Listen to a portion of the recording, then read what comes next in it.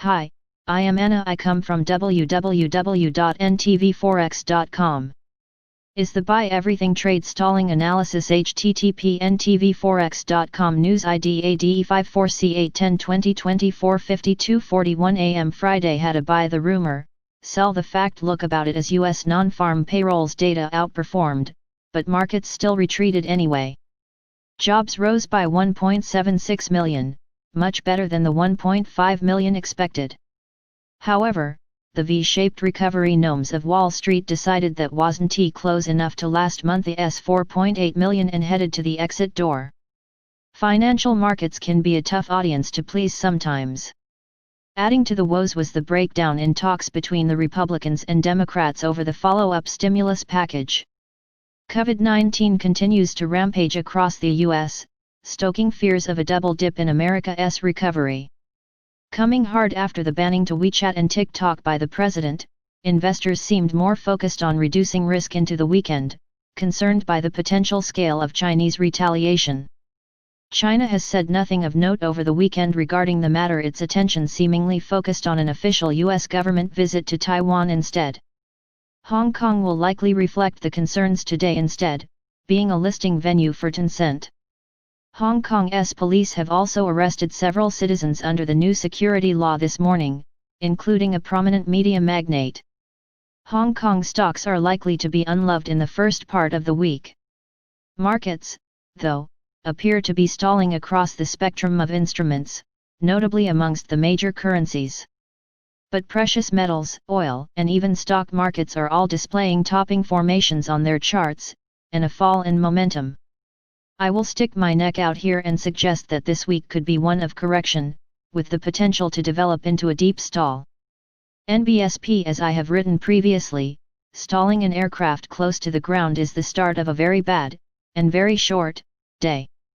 With plenty of altitude Th0UGH, a stall is eminently recoverable. In the case of financial markets, they have altitude in abundance, meaning a deep stall and ensuing dive could develop with plenty of room to recover.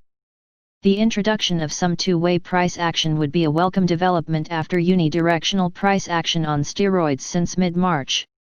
Before the headlines break that Holly calls top in stock market rally, the end is nigh for the world, the building blocks of a continued longer-term appreciation in asset markets remain firmly in place. That is the tidal wave of free central bank money and fiscal stimulus sloshing around in the world's financial system looking for a home. Think post-GFC, but with much more velocity. U.S. stock markets, for example, could probably retrace 30% from present levels, and still be in a bull market. The charts are suggesting, though, that the V-shaped recovery by everything trade is about to run out of airspeed. We should know by the end of this week whether I am a genius, or just another top picker crushed below the feet of the stampeding FOMO herd. With the breakdown of talks in the US on Friday, President Trump passed several executive orders from the golf course on Saturday, to fill in the gap. The president extended coronavirus unemployment benefits, albeit cutting the payment from $600 per week, to $400 per week. He also suspended payroll tax and suspended student loan repayments and rental housing evictions. The effect on the market was zero because of doubts over the legality of the executive orders themselves. The reduced payments are, in fact, a federal pay cut package, and not a stimulus package. Far more disturbing for the author, is a New York Times story circulating this morning, that President Trump has made inquiries about having his image carved into Mount Rushmore. I look forward to the memes. Both Japan and Singapore are on holiday today, which is likely to mute activity in Asian markets. China's inflation data has passed without incident today, with Asia's calendar otherwise empty. We will receive a plethora of CPI and PPI data from across the globe this week. None of it will have any effect, other than to confirm that there is no inflation anywhere, unless you live in Venezuela or Zimbabwe. The data calendar is strictly B-team this week, until Thursday's U.S. initial jobless claims, and then Chinese industrial production, retail sales, and U.S. retail sales on Friday. Wednesday's Reserve Bank of New Zealand cash rate decision will be of passing interest to the region, if only to see if the RBNZ increases its quantitative easing target, or ups rhetoric on negative interest rates. None of the above will be currency supportive, with the New Zealand dollar rally running into serious resistance in the past month. Markets are likely to be dominated by geopolitical headlines in the first part of the week. That has started with the Hong Kong arrests this morning and a possible lawsuit by Tencent against the US government tomorrow. China will almost certainly announce retaliatory measures this week against US companies, which may be enough to add downside momentum to my corrective prediction. Equity markets have a mixed start. Equity markets across the Asia-Pacific have had a mixed start today, with activity thinned by holidays in Japan and Singapore. That reflected the finish on Wall Street on Friday, where the S&P 500 was flat, the Nasdaq fell 0.87%, and the Dow Jones rose just 0.20%. NBSP Australia is outperforming today, led by bank and consumer stocks, possibly driven by the extension of full JobKeeper payments by the government as the COVID-19 situation deteriorates in Victoria. The ASX 200 and All Ordinaries have climbed 1.20% higher. South Korea's Kospi is also 1.0% higher today, but mainland China's Shanghai Composite is up only 0.30%, while the CSI 300 has fallen 0.50%, perhaps reflecting its more tech-heavy makeup. The US moves on Friday are clearly weighing on sentiment as the week starts. Hong Kong is also 0.30%, as Tencent shares remain under pressure. Across several important markets, the charts are showing worrying signs of topping formations that could indicate a downward correction is near. The Nasdaq has traced a double top around 11,300, while the S&P is now approaching formidable resistance at 3,400. The Dow Jones has yet to recapture its June highs at 27,640, although having corrected in July, it's perhaps best placed for more gain of the three major indices. NBSP Japan's Nikkei 225 has faded at 23,000 ahead of multi-month resistance around 24,000. Australia's ASX 200 has attempted, and failed each time, to move through 6,200, where it now also faces its 200-day moving average. Both Singapore and Hong Kong made post-March highs in early July and have been fading ever since. NBSP The picture is one of fading momentum in the short term, and equity markets could finally be poised to a unified downward correction for the first time since the mid-March capitulation. The US recovers on Friday and may be signaling a correction, with investors taking the risk of the board on Friday after the US employment data. The US dollar was a significant beneficiary, the dollar index surging 0.67% higher to 93.39. With the G10 currency grouping, all exhibiting signs of downside reversals against the dollar, a rally by the dollar index through 94.00 suggests a much stronger US dollar correction could occur. The Euro-USD fell 0.80% to 1.1796 on Friday and has now failed three times above January 1900 in the past week. GBP-USD fell 0.70% to 1.3070, having failed twice last week ahead of formidable multi-month resistance at 1.3200. The Australian dollar retreated 1.10% to 0.7160 and has formed a trip top at 0.7240. The New Zealand dollar fell 1.35% to 0.6600 on Friday, a daily pivot point. It has failed 8 times at 0.6700 and looks set for a deeper correction to 0.6500 and then 0.6400.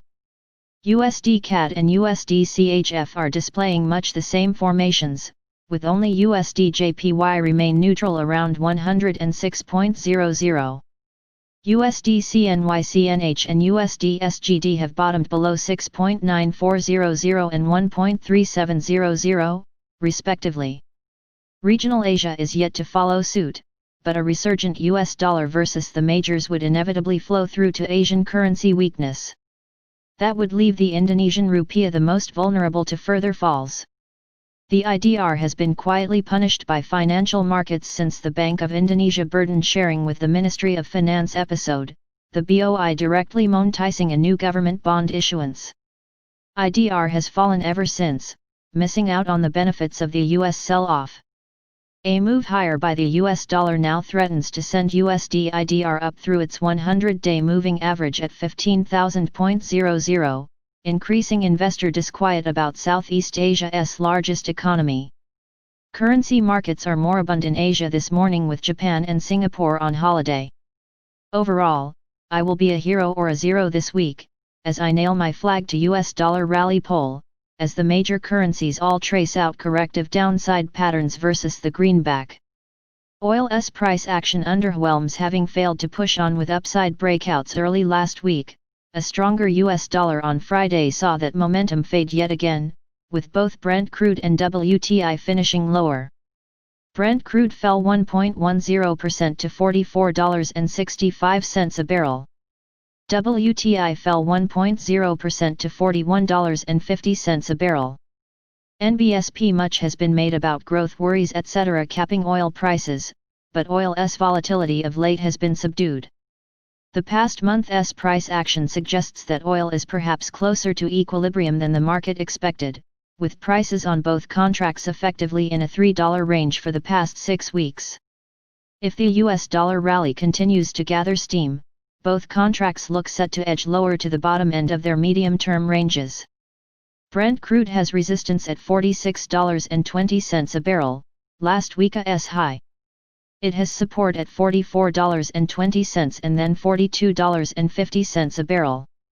WTI's 200-day moving average now sits at $42.55 a barrel, with critical support at $38.50 a barrel. Trade is directionless in Asia today with a holiday-thinned market. Oil's lack of recent volatility may be a blessing in disguise, potentially shielding it from the worst of any fallout from a strong US dollar rally this week. Overall, oil's long summer of love holiday looks set to continue for some time yet, with eyes focused on more pressing threats elsewhere. Gold faces further potential losses. Let us be clear, the longer-term case for higher precious metals prices, as outlined ad nauseum in previous commentaries, remains unequivocally intact. As I have also stated though, gold is prone to gut-wrenching corrections along the way. The technical picture suggests that this may be one of those weeks. On Friday, a general move higher in the US dollar provoked a 1.40% fall by gold prices. Gold fell from a record high of $2,075 to $2,015 an ounce during the session, before closing at $2,035 an ounce. Ominously, gold traced out an impressive outside reversal technical formation, that implies that deeper losses are ahead. Having been the FOMO friend to many these past 2 weeks, gold has the potential to be the FOMO fiend this week, if dollar strength persists. Resistance is far distant at Friday's highs around $2,075 an ounce. Support lies at Friday's lows at $2,015 an ounce with $2,000 an ounce, a crucial psychological pivot level. A loss of the latter could see gold fall to $1,960 an ounce, and possibly as far as $1,940 an ounce, according to the technical picture. One glimmer of hope is that silver only retreated 2.0% to $28.3000 an ounce on Friday, implying that demand remains firm. Both metals though are lower in subdued Asian trade. Gold has fallen $6 to $2,028 an ounce. Silver has dropped 30 cents to $27.9900 an ounce. Critical support for silver rests at $26 an ounce. A failure will all but confirm the potentially emotional bearish thesis for both precious metals this week. NBSP. Subscribe our channel to receive the news as soon as possible. Thank you for watching. If you want to read real-time news, text messages to MT5 Expert Advisors page at https://m.me/mt5.expert.advisors.